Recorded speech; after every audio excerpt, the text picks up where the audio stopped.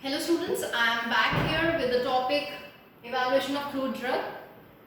Till now we have covered 2 points, that is morphological evaluation and microscopical evaluation in detail, and today in this lecture we would be covering the topic physical evaluation in detail.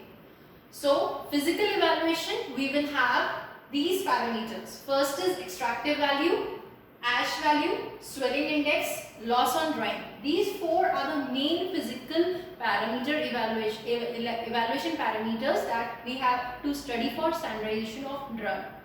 And after that we can also include retention factor, swelling, melting point and refractive index. So अब बात आती है extractive value. ये है क्या? Extraction से आता है एक्सट्रैक्टिव वैल्यू, कि अगर हम किसी ड्रग का एक्सट्रैक्शन कर रहे हैं तो उसके कितना क्वांटिटी में हमें कितना अमाउंट ऑफ ड्रग मिल रहा है, दैट इज एक्सट्रैक्टिव वैल्यू. अब ये extractive value depending on the procedure we have 3 types, that is cold extractive value, hot extractive value and successive extractive value. Extraction अब कोल्ड प्रोसेस के through करना है. उसका दूसरा वर्ड मैसरेशन प्रोसेस भी होता है. मैसरेशन प्रोसेस जिसमें simply we will take a beaker and into it we will put the drug. It can be 5 grams or 10 grams depending upon the calculation, and then we will add water or any organic solvent to it. We will keep it for about 24 hours with frequent shaking of after 6 to 5 hours in interval. So after 24 hours उसको हम डिकैंट करेंगे. डिकैंट करने के बाद, filter करने के बाद जो हमारा लिक्विड आएगा जिसमें कि जो सॉल्युबल मटेरियल है वो सॉल्युबलाइज होने के बाद वो सॉल्वेंट में आ चुका है, उस सॉल्वेंट का 25 ml पोर्शन हम लेके उसको इवेपोरेट करेंगे. Evaporate till dryness. पॉइंट करिएगा यहाँ पर, हमें ड्राइनेस के फॉर्म में एक्सट्रैक्ट को लेकर आना है. अभी क्या था कि हमने मान लीजिए 10 grams ऑफ ड्रग लिया और उसको हमने 100 ml सॉल्वेंट में डिसॉल्व किया. आफ्टर डिसॉल्विंग एक्सट्रैक्शन प्रोसेस पूरी हो चुकी है, 24 आवर्स हो चुके हैं. उसके बाद हमने इस 100 ml का 25 ml पोर्शन लिया और 25 ml पोर्शन को ड्राई करके हीट किया, ड्राई किया वाटर बाथ पे, और उसका हमने ग्राम्स में वेट निकाल लिया.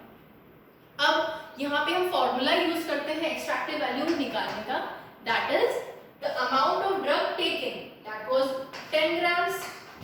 ठीक है, अमाउंट ऑफ ड्रग कितना हुआ? 10 grams हुआ. एक्सट्रैक्टिव वैल्यू जो भी इस प्रोसेस में मान लीजिए अगर हमारी 1 gram आ रही है तो अब इसकी एक्सट्रैक्टिव वैल्यू क्या होगी? 1 upon 100 upon 10 into 100. This is extractive value for this drug. ये फॉर्मूला सेम रहेगा, that is initial amount of the drug जो हमने लिया है और ये हमारा जो हमारा एक्सट्रैक्टिव वैल्यू आई है into 100. तो this is the formula for in used in each case extractive value. To calculate the extractive value in each case, it can be cold, it can be hot, it can be successive. तो cold extractive value से हम ये निकाल सकते हैं कि अगर हमारा मान लीजिए तुलसी है तो तुलसी में अगर वाटर सॉल्युबल कॉन्स्टिट्यूएंट कितना है, क्योंकि अभी जनरल अगर हम कोल्ड में ले रहे हैं तो हम जब वाटर ले सकते हैं, वाटर में कितना अमाउंट ऑफ ड्रग सॉल्युबल है, उसमें कौन कौन से कॉन्स्टिट्यूएंट है जो कि सॉल्युबलाइज्ड विद वाटर होकर हमें उसके फॉर्म में मिल सकते हैं. Now coming to the hot extractive value. Hot extractive value is another process जिसमें कि हम हॉट प्रोसेस यूज कर रहे हैं, और इसका जो टेक्निकल वर्ड है दैट इज सॉक्सलेट प्रोसेस. अब सॉक्सलेट प्रोसेस क्या होता है ये मैंने आपको पहले भी लेक्चर में इंट्रोड्यूस किया था कि हम सॉक्सलेट असेंबली में कंडेंसर होता है, कंडेंसर के नीचे थिम्बल होता है जिसमें हमारी ड्रग होती है, उसमें 2 साइफन ट्यूब होते हैं और इसको हम राउंड बॉटम फ्लास्क में लगाते हैं. यहाँ ड्रग है, ड्रग को हमने यहाँ प्लेस किया, सॉल्वेंट को हमने साइकिल बाय साइकिल इसको रन किया और हीट यहाँ से प्रोवाइड हो रही है. It can be in the condition of a flame और it can be a heating metal use. तो अब जब हीट प्रोवाइड करके हम इसका एक्सट्रैक्शन कर रहे हैं तो जो भी सॉल्युबलाइज्ड मटेरियल होगा वो यहाँ पर राउंड बॉटम फ्लास्क में हमें सॉल्वेंट के साथ मिल जाएगा. सेम प्रोसेस अब वही रिपीट करनी है कि इनिशियल जो ड्रग हमने यहाँ फिल की थी, फिर जो उसमें से जो हमारा सॉल्वेंट आया, मान लीजिए वो 100 ml आया, उसका 25 ml पोर्शन हमें लेके उसको हीट करना है और सेम फॉर्मूला लगा के उसको हमें कैलकुलेट करना है। The difference is cold extractive value हम उस केस में करते हैं जहां पर हमारे जो फाइटोकॉन्स्टिट्यूएंट्स हैं वो हीट लेबाइल नहीं होते हैं, और यहाँ पर जो हीट लेबाइल होंगे वो हम हॉट एक्सट्रैक्शन में नहीं कैलकुलेट कर सकते हैं। Now coming to the third, that is successive extraction. ये सक्सेसिव एक्सट्रैक्शन प्रोसेस क्या है? Depending upon the polarity. जब हम सॉल्वेंट, जैसे कि फर्स्ट केस में हमने वाटर यूज किया, सेकंड केस में हमने हॉट वाटर यूज किया, अब अगर हम यहाँ पोलैरिटी के बेसिस पे बात कर रहे हैं तो जो भी सॉल्वेंट होगा वो from non polar to polar हमें शिफ्ट होना है। ये एक पोलैरिटी रेंज होती है जिसमें कि आप सबसे पहले चलेंगे तो हेक्सेन आता है, हेक्सेन के बाद मान लीजिए फिर क्लोरोफॉर्म CHCl3 आता है, और लास्ट में ethanol and then water. So suppose if a plant is having around 100 constituents, if the plant is having about 100 constituents, तो अगर 100 constituents है तो ये जरूरी नहीं है कि वो फर्स्ट अगर हमने हेक्सेन में किया तो सारे solubilize हो जाएं। So we use this process of successive extraction कि हम वहाँ डिवाइड करते हैं। जिन constituent की solubility हेक्सेन में होगी वो हेक्सेन के साथ बाहर आ जाएंगे। फिर उसके बाद हमने सॉल्वेंट चेंज किया, क्लोरोफॉर्म यूज किया, तो जो सॉल्वेंट हमारे क्लोरोफॉर्म में जो सॉल्युबल होंगे केमिकल्स वो क्लोरोफॉर्म के साथ आएंगे, and then so on. So इससे क्या हुआ? ये 100 number of chemicals has been divided into 20, 20 and 20 and 20. This process is used in case of isolation, कि अगर हमें कोई एक मॉइटी तक जाना है तो हमने पहले 100 में से उसको 20 में डिवाइड किया, फिर 20 से फिर हम फर्दर उसको एक सिंगल मॉइटी के लिए क्रोमेटोग्राफी की हेल्प से उसको आइसोलेट करते हैं। यहाँ एक्सट्रैक्टिव वैल्यू इसलिए देख रहे हैं कि जो फाइटोकॉन्स्टिट्यूएंट है उनका नेचर क्या है, उनकी सॉल्युबिलिटी किस सॉल्वेंट में ज्यादा है, इसलिए हमने यहाँ पे सक्सेसिव सॉल्वेंट्स यूज करके पोलैरिटी के अकॉर्डिंगली, हम पोलैरिटी बढ़ती जा रही है, from non polar to polar हम मूव कर रहे हैं, और पोलैरिटी के अकॉर्डिंगली हमने फाइटोकॉन्स्टिट्यूएंट्स को सेपरेट आउट कर लिया है। एक्सट्रैक्टिव वैल्यू अगेन वही सेम रहेगा कि अगर हमने हेक्सेन में किया तो हेक्सेन का 25 ml पोर्शन लेके ये फॉर्मूला लगाया।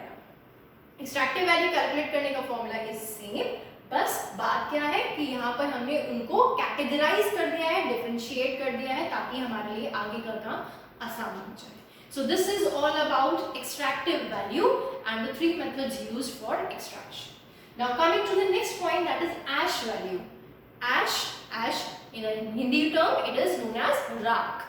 किसी चीज को जलाने के बाद क्या चीज बचती है, that is carbon form and its inorganic salts। तो अगर हम ड्रग की बात करें, हर्बल ड्रग्स की बात करें, तो अगर हर्बल ड्रग्स को हम बर्न कर रहे हैं, इंसिनरेट कर रहे हैं, इंसिनरेट कहाँ करेंगे? You have to learn this word, that is muffle furnace. Muffle furnace is the apparatus used to calculate the ash, or we can say to convert the ash. The temperature of this muffle furnace is around 600 degrees centigrade. So be careful while using this apparatus.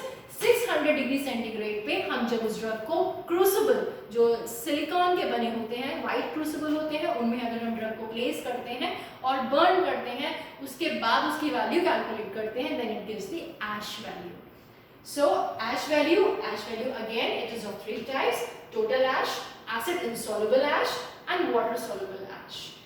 We are calculating the amount of inorganic as well as carbon compounds that are present in the plant. So total ash में वो दोनों चीजें आ जाएंगी। Acid insoluble में जो amount acid में insoluble रह गया है, जो solubilize नहीं हो रहा है, वो amount आता है, और water soluble में वो amount आता है जो कि water में solubilize हो रही है ash के point। Total ash is equal to acid insoluble ash plus water soluble ash। अगर इन दोनों को add कर दें तो ये हमारे को total ash देता है। टोटल ऐश कैलकुलेट करने का फॉर्मूला फिर अगेन सेम है, प्रोसीजर मैं फिर से रिपीट करती हूँ। We will take the crucible and same 2 grams of drug, हमने पाउडर ड्रग उसमें रख दी। रखने के बाद हमने उसको कहाँ रखा है? मफल फर्नेस में, जिसका टेम्परेचर 600 डिग्री सेंटीग्रेड है। उसमें रखने के बाद वो ऐश में कन्वर्ट हो गया। we have to put off the apparatus and after some time when the apparatus is cooled down, हम उस crucible को बाहर निकालते हैं and then we will weigh it again. तो अब फॉर्मूला क्या होगा? अगेन जो एश की वैल्यू आई, मान लीजिए 0.5 gram upon total drug taken, that was 2 gram into 100. This is the ash value of that, total ash value of that drug. Now coming to the second point, acid insoluble ash. जो हमारी total एश आई थी उसी एश को हमने क्या किया? HCl में dissolve किया.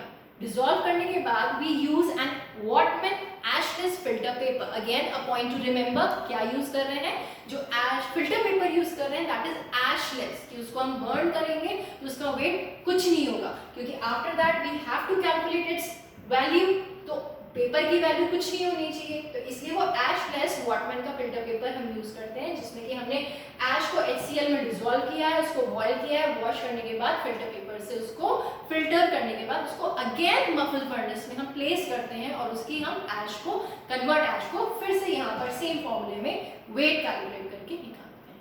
That is acid insoluble ash and the same procedure is repeated. लेकिन यहाँ सॉल्वेंट क्या है हमारा? वाटर. वाटर में सॉल्युबलाइज हो गया और उसको हमें माइनस करना होगा, तो वो हमें वाटर कंटेंट देगा कि वाटर में सॉल्युबलाइज कितना था, क्योंकि जब हम इसको वाटर में सॉल्युबलाइज कर देंगे तो जो भी पार्ट होगा वो तो निकल गया, तो इनसॉल्युबल वैल्यू आती है.